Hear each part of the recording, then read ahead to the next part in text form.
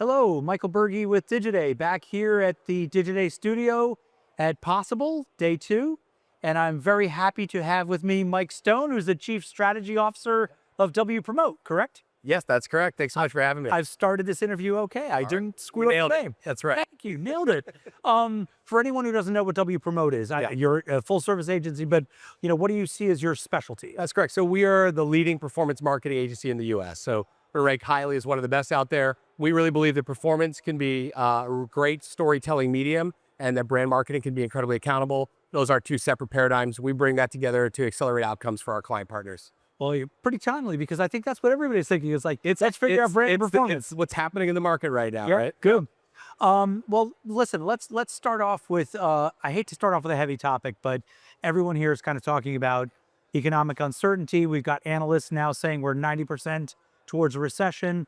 Can you give me a sense of what your clients are saying, how nervous they are? Are they pulling back? Are they just staying put? Or are they maybe like leaning in to like pick up on competition? Well, we're seeing a couple schools of thought, and I got to start as an aside. Yeah. I've never learned more about where stuff comes from after talking to all my clients. Supply chain. Yeah, supply chain. I'm not as a marketer, I've got it all cooked around audience and stuff. No, I'm deep into supply chain logistics and how we're dealing with it. But jokes aside, I think there's a couple schools of thought that we're seeing. Yeah. Overall consumer sentiment down. We're seeing that potentially is going to be impacting things that are mass, especially that are imported from areas that are the most heavily impacted. Yep. But we're also seeing brands that are taking this as an opportunity. We very much embody this challenger spirit, this idea of how do you think like a challenger? How do you outsmart versus outspend? Yeah. And how do we help our clients navigate times like this? Because we really feel those that really think about investing in, finding areas of opportunity can grow exponentially. Yep. And that's been one of our biggest areas of growth is uncertain times because performance has to mean more than ever during these times. So we believe that if you can really get your arms around targeting a bit of an upper crust or more affluent customer, there is market share to be had. And so we're thinking about how do you make a case to double down or find ways that you ensure that you really understand the value and the unit economics that are coming from your marketing. Yeah. And how to unlock brand to create better performance. And so what we're seeing is how do you best prepare our clients, and particularly the CMO, to have deeper or detailed conversations with the CFO and board about how much runway. Now, there's also different degrees of inventory and inventory position. Yeah. Some are all the way set through Q3.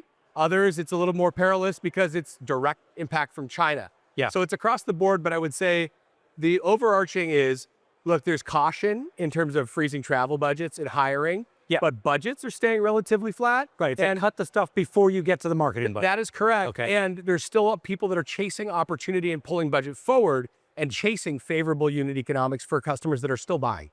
Okay. One of the people we had yesterday was talking about how there are a couple of big ticket clients that usually are the ones that lean in and double down in times of uncertainty.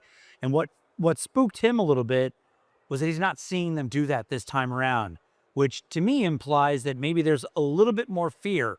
But what you're telling me is pretty much the opposite, and that there are still some that really want to lean into this. Well, I think that there is caution, but we are still seeing some dust off the COVID playbook. Yeah. Right. Where they're saying, look, as long as we're able to chase efficient acquisition, we're going to keep riding to it. Also, the pullback and the uncertainty is creating opportunity for brand and market. So everyone's seen the study of like local TV's down. You see big advertisers pulling out of the Meta and Google auction. Yep. That creates opportunity for those that really have an understanding of incrementality and that can understand where their dollars to go to understand like, look, here's brand's impact downstream, because if you can lower your CPM cost, there's ways to grow in the market. Okay.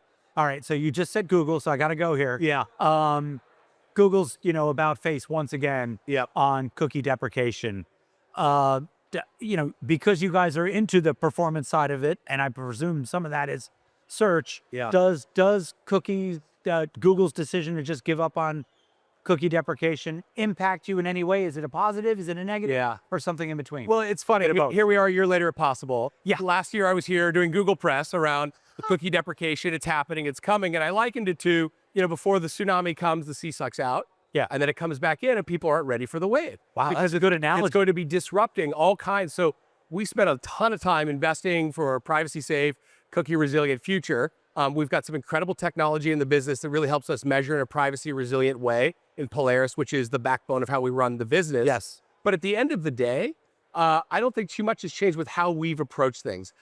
It's funny looking back now of like, okay, well, Google's got some different challenges going on in the marketplace. Yes. And what is happening, I think that is the opportunity is the flattening of media across there. So there's incredible technology that allows you to bring efficiency to overall your media buy, to orchestrate cross-platform.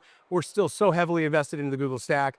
It represents great opportunity within those walled gardens to create, understand how you can reach new customers, how you can mean a lot more to them through YouTube, and then translate that back down to really high efficient outcomes. When it comes to efficiency, certainly it's often associated with how generative AI is being applied. Yeah. Generative AI seems to be a means to find efficiency, whether it's in creative optimization or in figuring out more effective plans. I know you guys, I think it's probably an understatement to say dabble in AI. How is AI being applied in the way wPromote works? I mean, we're looking at it throughout the entire business, but we're no stranger to it. I mean, we did an incredible amount of machine learning before we even got to this point. So overall, we've been on this path of how do we get our people out of doing basic tasks like get our marketers out of Excel, right? How do we think about thinking about insights, value creation, what to test, how to think about incrementality, how to think about creative and stories that break through, and how to think about media well beyond just the buy, because you've got to be able to impact consumers. Right now, I would say the average consumer sees 350 plus ads a day. How do you really think about, it's not just AI targeting to reach them with more ads, it's about what are the insights that AI can provide you to do better creative, to do better targeting, to mean a lot more to that consumer to help break through. So we've been building a lot with AI. We've rolled out this tool called Creative Audit, which is part of Polaris, because we wanted to bring a translation layer between what is going on in the buying platforms and the creative that you need to break through to a consumer. So what we're able to do is score the efficacy across all creative concepts, across Google, across Meta, across TikTok and others, to say, hey, look, these are the elements of creative assets that do the best for brand residents, to view through completion, to get people to go to a store, to get people to buy things. And then that uses that as a translation layer between media and creative teams to elevate and accelerate creative to drive better outcomes downstream for our customers. So that is a big piece of how we're leveraging that to help our advertisers really meet this moment. And advertisers are finding either cost savings or just more effective like results in the way their ads impact. Well, it's both. A little bit of both. Right? It's you lower your cycle time on creative that doesn't work. But at the same time, in a lot of the buying platforms, you have less levers to pull. It's not about your campaign structure or your bidding or buying. To a large extent, that's getting automated.